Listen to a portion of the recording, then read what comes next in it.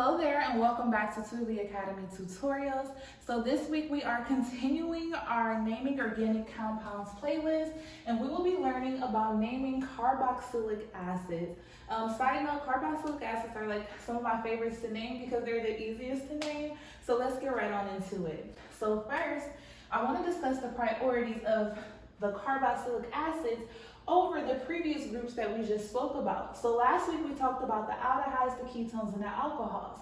So as you guys can see here, the carboxylic acids have a higher priority than the aldehydes have a higher priority than the ketones, and then the ketones have a higher priority than the alcohols.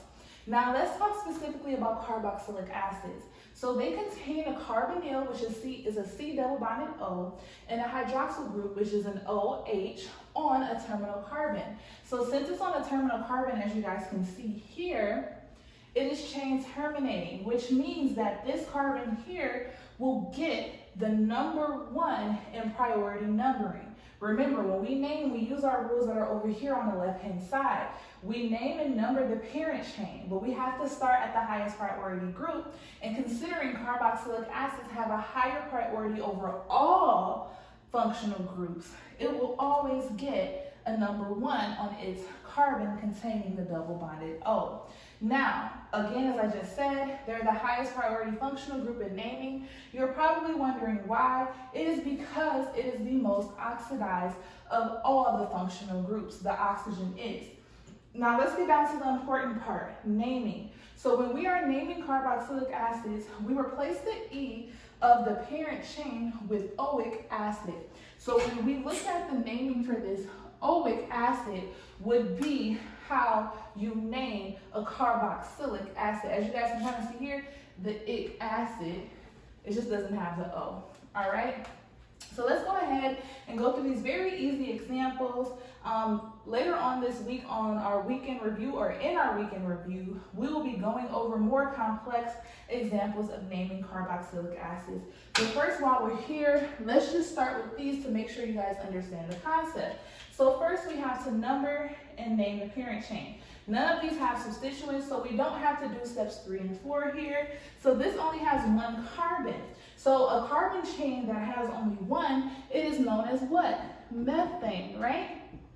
Well, if we look at our rules for naming a carboxylic acid, we have to drop off the E of the parent chain and add oic acid.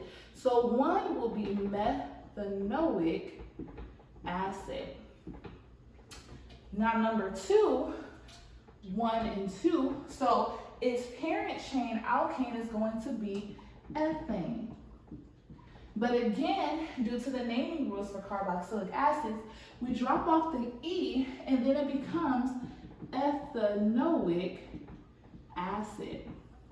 And then for number 3, we can do the same thing. So we do 1, 2, 3, and 4. So its parent chain is butane, right?